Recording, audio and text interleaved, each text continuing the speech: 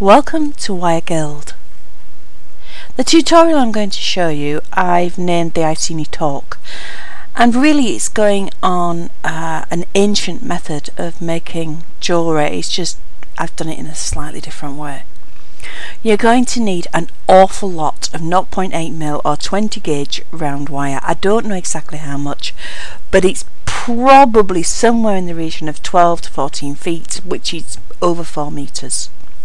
You'll need about 12 inches of 1.6mm or 16 gauge round wire. That's going to be our centre core, and then extra if you need a hook, and I used about 30 pearls.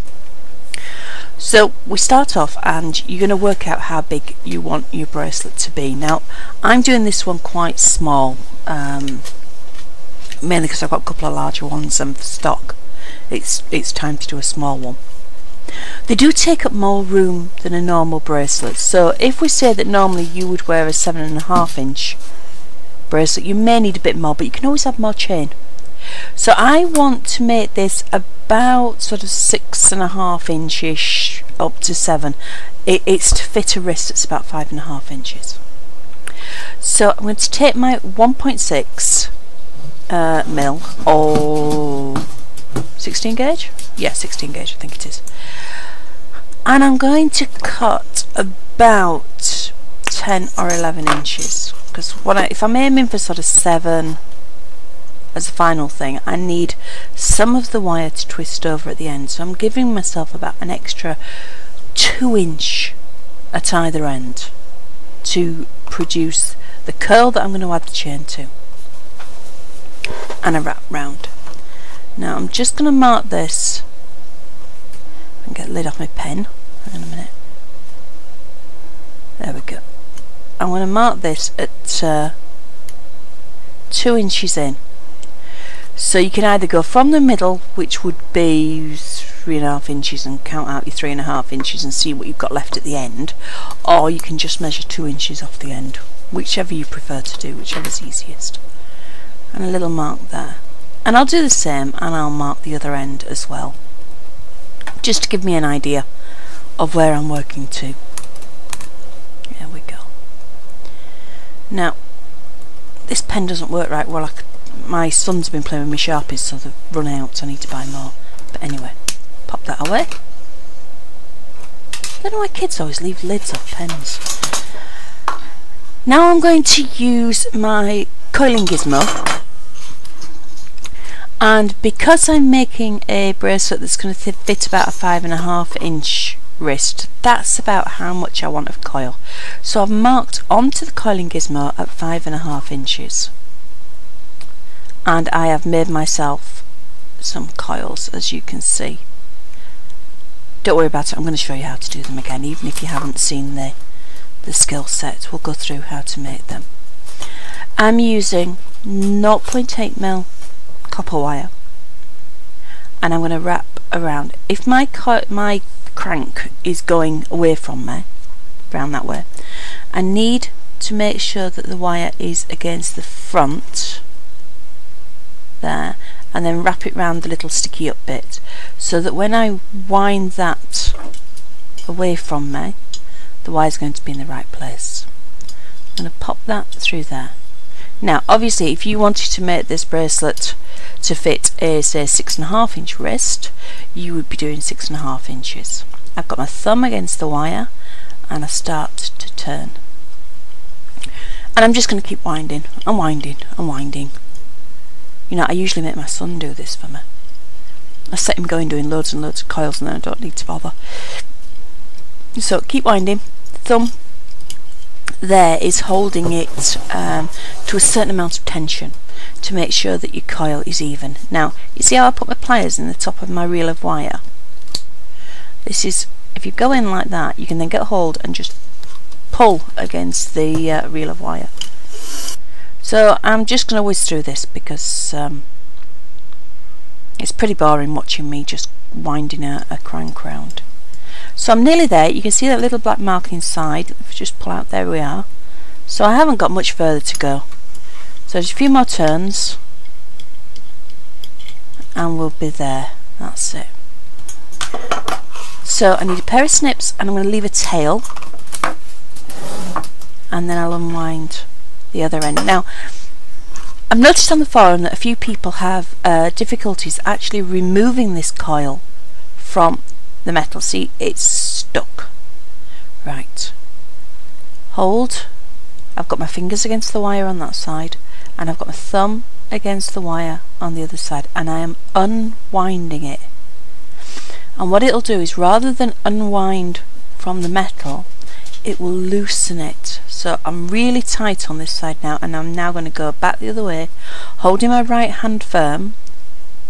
I'm taking the left one back. If this springs back and smacks you, it hurts. And then just slide the crank, come on, out. There we go. Hit the camera on the way, and then you have a coil.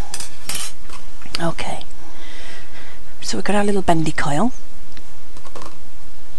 Now, if we were actually making a torque bracelet in the original way that the Iceni or the ancient Celts did, we would be twisting individual wires together one at a time, but we're cheating. So I've got another piece of 0.8mm or 20 gauge round wire, and I'm cutting myself probably about 9 or 10 inch, and I'm going to feed that through the middle. Although the coil is quite strong, it really needs the extra support that it gets from an inner core. So I'm going to wrap that tail onto that wire. Now, it might be easier if you use pliers and hold over the circle, and then wind it around. Some people find it easier not to use the pliers and just hold it with your fingers, although you do need to hold it reasonably tight. I'm squeezing this wire down onto that centre core so that it's really, really tight. Squeeze down. Can you see how I'm easing it around the wire? Very gently, and if I miss, I just keep going and have another go. I don't try and do it harder or anything. Around, squeeze down. You need, it's gone a bit lumpy there. Can you see I've got a little lump? Don't worry, just give it a push, or flatten it in your pliers, and it'll go back straight again. There we are. I've gone around maybe 2-3 times. It doesn't really matter, but you'll see how the wire's coming in tighter, as if it's reduced in size, and it's totally strong now. It can't move on that core wire. So I'll cut that end off and smooth that little bit down by just going around. See how my left hand is turning the wires as my right hand stays quite still. There we go, nice and firm. And the same with the other end. And wrap around, tighten down, and go round and tighten onto it. This gives the whole coil strength. It also means that you have a tail, if you like, the little bit coming out that's the core, that you can then attach to other things without your coil moving. If your coil is not attached tightly, it will slip, it'll move, parts of the coil itself will open up. This way it can't, because it is tight in there. And there we have one. Now we're going to need more than one. So I'm just straightening it up, but look, if I was to wrap that around our core bracelet wire, it's a bit pathetic. It doesn't really inspire you or anything. You're sort of like, oh yeah, right. So we need to do some more of these. Now I'm going to do 4's a nice number. You can put more in if you want, and you can put less in if you want. It's a case of having a play and see what you think. I've got 4 here, and now if I take 3 of them, get off, move that way, and I just twist them together, you can see what you're going to get. so it's a little bit, it's nice, but it's a bit delicate, and if you wanted to make it out of 3, that would be perfectly alright. But 4, I think, is just that little bit, you know, a bit more oomph to it. Now I have made men's of these, and I made them out of 5. Now because I want this to look a little bit prettier, I'm going to put some beads in it. However, if you just coil beads in like that, don't look right good. So what I'm going to do, get these out of the way, take one of my coils, make sure it's all together. I'm going to snip the tail off by snipping straight in like that, so the angle is straight against it, and the same on the other side. So this is a coil without a core. It's just come straight off the, oh look, I cut too far. Yeah, I took an extra one as well, so we'll just get rid of that. Wee, little tiny jump ring. This doesn't have a core in or anything like that. This is just the coil, straight from the coiling gizmo, coiling-a-jig, whatever it's called. And I'm going to cut myself short lengths, probably, let's have a look, maybe ½ an inch, 1 centimetre, that sort of length. It doesn't matter what length you choose, as long as all the little bits of wire you cut are the same length. So it's going to run away, innit? Sit. There we are. Now then, when I take the core wire now, I'll be able to pass on this little bit of wire and just grab a bead. These are Swarovski glass pearls. I don't use real pearls because when I oxidise the copper, the real pearl would hate that. And that looks okay. So let's cut some more little bits of coil. There we go. See what it looks like either side of it. Now the colour doesn't look too brilliant. Now what I've done is when I've cut in on the, let's show you, it will go on. Can you see that when I've cut in, I've actually bent that little curl a little bit so it won't thread on? So I'm just going to cut in the top, just cut through one layer. Come on. That's it. And I've taken that out. Now when I pass it on, it'll slide quite easily on. No, let's have a look. See? That's far more what I want. Let's put another bead on. The colour at the moment doesn't look that brilliant. These beads do not go with bright copper, but I know that once it's oxidised, the colour will be different and these beads will go with it. If you're using copper, usually sticking to there, see, it's going to look like that. Kind of cool. Right, so I've cut a lot more little squiggles and I'm throwing beads everywhere instead of where they're meant to go. Come here. And I'm threading a bead on and a little ½ inch spiral and a bead and a ½ inch spiral. And I'll keep going doing that until I've got it the same length as my other bits of wire. Now I've put cores into all of my springs now, as you notice the ones that are there, they've all been done. There's no point in you watching me do that again, you know what I do. So I'm going to keep going until I'm the right length. You have to be careful because if you just lift this up, if I can find the hole, you'll find that they just drop off the other end, which is no good. So is that about the right length? Yeah, it's about the right length. Okay. So I want this to stay nice and tight, and I don't want it to all slither off the minute I start trying to do anything with the wire. So one of those little ends that I cut off earlier, I'm just going to wrap it around there. Come here. Squeeze it together. Might just nip it with the pliers. It's just creating a little stop so that my beads don't fall off the end. Just saves you the hassle of picking them up and sticking them back on again. So now I can push it down quite tight, and that are the makings for my bracelet. So now we need to go back to the core wire. I've got my mark here and I'm going to put a curl in the end. This is going to be the loop that attaches a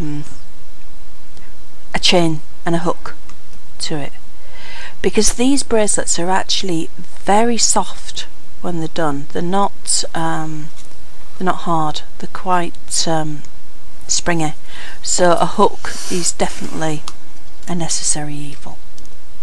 Now I'm going to wrap around. I'm holding tightly around nose pliers and I'm gripping with snipe or chain, and I'm wrapping around. Now I aren't going to wrap this side by side, I'm going to go over, so I am creating a spiral. There we go, a bit further. This is not the easiest thing to do because this wire is so stiff, and if it makes it easy you can always go with more wire and then trim back down, and then you're not smoothing the ending like I'm doing. Okay, let's just flatten that down. I'm just going over the top and biting between the pliers so that the bits where they're not laying dead flat are made to lay flat, and I'll just keep going round until I've got it that way. Make sure the circles together. Looks a little bit like a dummy, or what do Americans call a dummy? Pacifier? Looks a bit like that. Now I've got a sharp edge there, so I'm going to use a file and I'm just going to take that sharp edge off. That is not going to be anywhere where it's going to touch you, but it's always good practice to make sure that you don't have any little sharpies anywhere on your jewellery. Guaranteed, especially if you're selling, that somebody will pick it up and their hands will go straight to. So you could do that end before you even start, which is sometimes easier than doing it after you've finished. Up to you. It could be that I have to trim it off, and if I do have to trim it a bit, it's a waste of filing. So it's up to you whether you want to file before or after. But that's nice and smooth now anyway. Make sure I got around that edge. So same on the other end. So I've got my loop and I've got my funny little stand-up bit, and then I'm going to start adding my patterned wires into the middle. I'm going to wrap around 1, 2, 3 times, just on one end. Okay. Excuse me. And then the next one, I'm going to lay it at the side of it, and I'm going to wrap it around the same way. Okay, so hold it tight with my fingers and then wrap above the first one. 1, 2, 3. And I'm going to keep going in exactly the same way, adding each one in. Now you see the necessity to have a very, very secure core, because otherwise your spirally bit would just whiz off the end. So round and 1, 2, 3, 4. Oh, 1, 2, 3. 1, 2, 3. There we go. Now I've now got my 4 coils attached, 1 with beads, 3 without. If you want to do more with beads, you know, go for it, put more in. If you want to do less and just do an absolutely plain one, they look great as well. So I'm twisting them around, make sure my ends are even, and I'm going to twist it further, and this can now come off because I've got to the point where I want to wrap this now around the shank piece. Sorry, moving out of shot. So I just need to untwist that bit of wire, holding the bead with my finger on my left hand, move the other 3 out of the way, and then I can bind that. Get back in camera shot, that's better. Back to this end. Now I haven't put it on perfectly evenly, it really doesn't matter. Let's do the next one. Wrap around, then wrap around the shank. There's enough room for me to get them wrapped in, so I don't need to worry. When we put the ends on, the decorative, they're like ball ends, we can go over the top of all this. So if one end is slightly more one way than the other, it really doesn't matter. You just make that how big the end's going to be and make sure the other side matches. So twisties, make sure it's all even and tight. Lovely. So let's get rid of some of these ends. So I'll just start with the end one, and I'll wrap it round right up to that. It ends up working like a stop end, which is quite good. It means you don't it means you doesn't, you know, crowd the circle that you've got in the end that you're going to put your chain, because you need that free and clear. If it starts and it's got other wires going through it, you're going to there's probably a really good word for this and I can't think of it. It's going to get in the way anyway, so we don't want that. So I'm just taking these wires one at a time now, and I'm just binding them around the end. It doesn't matter if they go over the top, as long as they're just neat and they're out of the way, it doesn't matter. So tuck you in. It actually builds a nice basis for the rest of the work that's going to go on top, because I really did get this end a little bit long. I probably should have marked it, measured it and then marked it with a pen, but far too sensible that. Maybe you ought to do that. That would be the sensible option. So there we go. All nice and smooth, and I'm going to do the same with the other end. Not quite as much room here, but don't worry about it. Round we go. Sorry if you can hear my cat yowling, I don't know what's wrong with him today. Wrap around and trim it off. Less room, so put less wire through. Just make sure that it's not going to go anywhere, you know, it's not going to undo or slip off.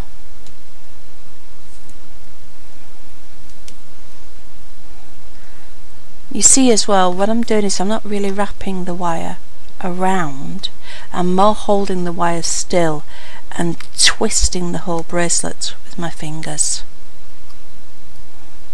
You see, left hand's doing all the work, right hand's just holding it firm. Just tuck that in, smooth it down. That way, when you get to the end bit, the pliers can just sit over the wire.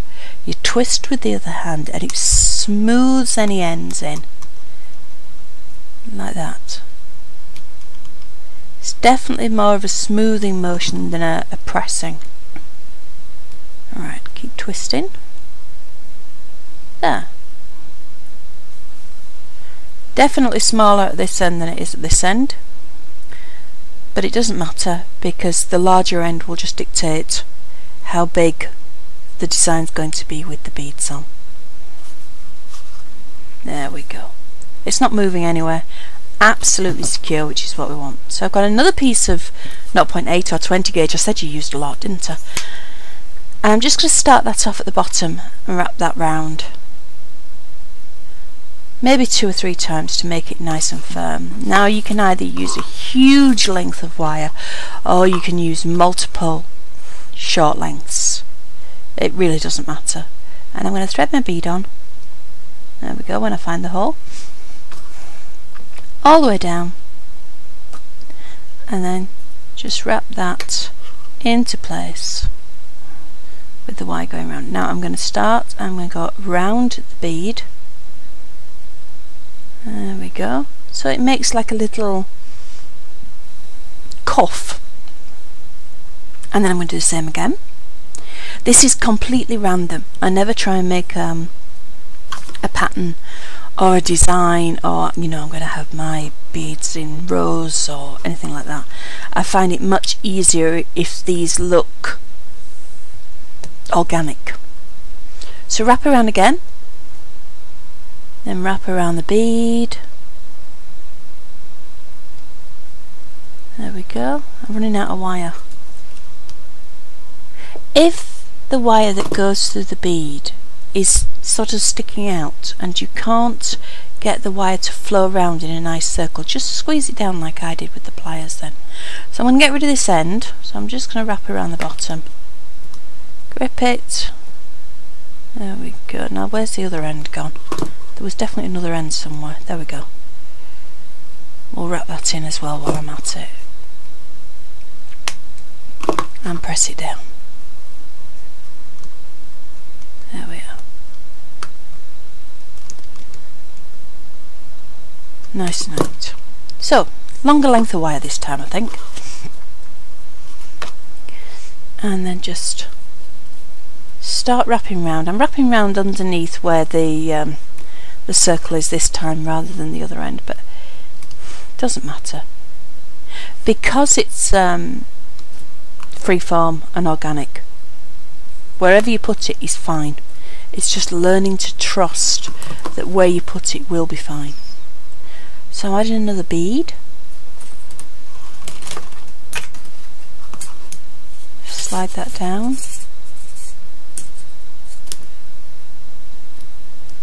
And then wrap the wire around. As the wire comes back, it goes around the bead. There we go.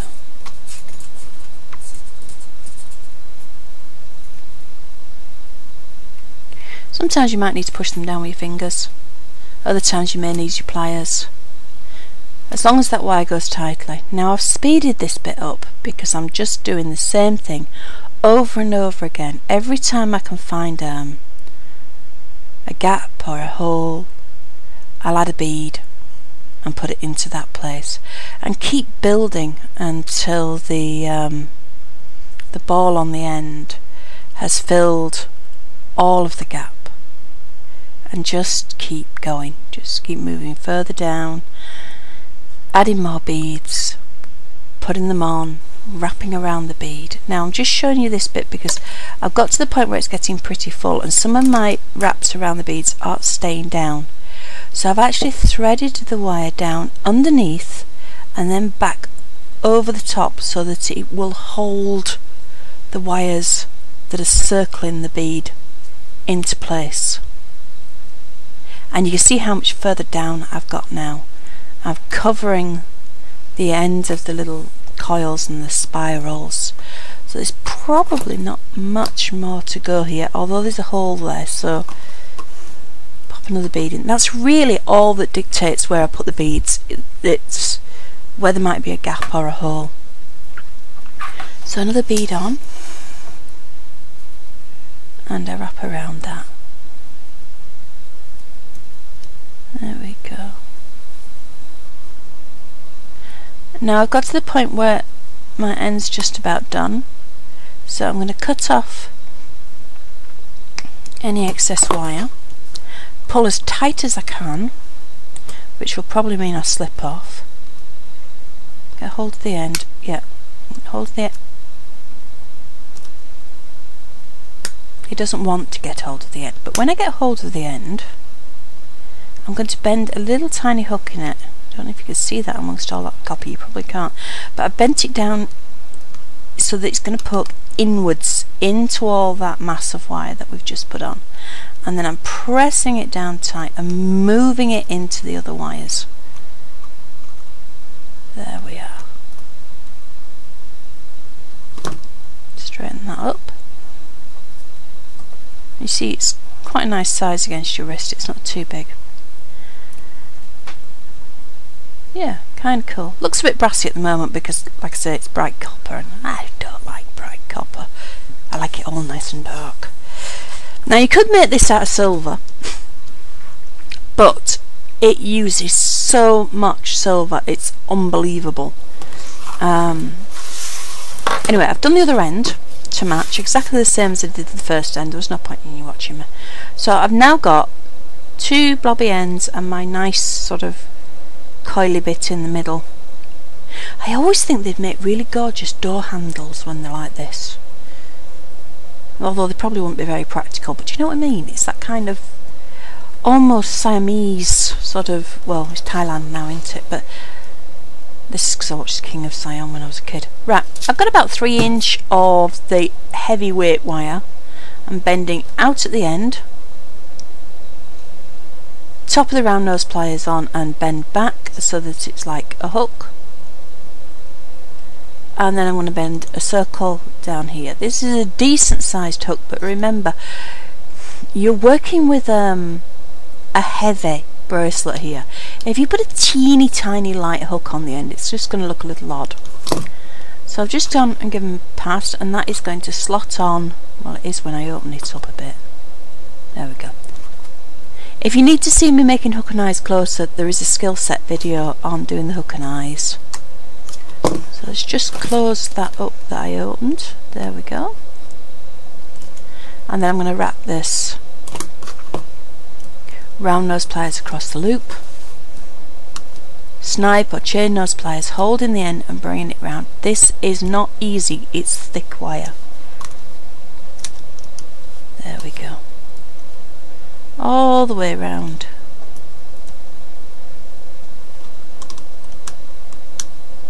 Okay, and then just trim that end off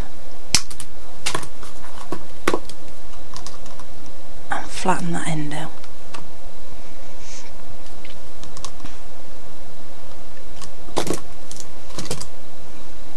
And there we go, and we have a hook.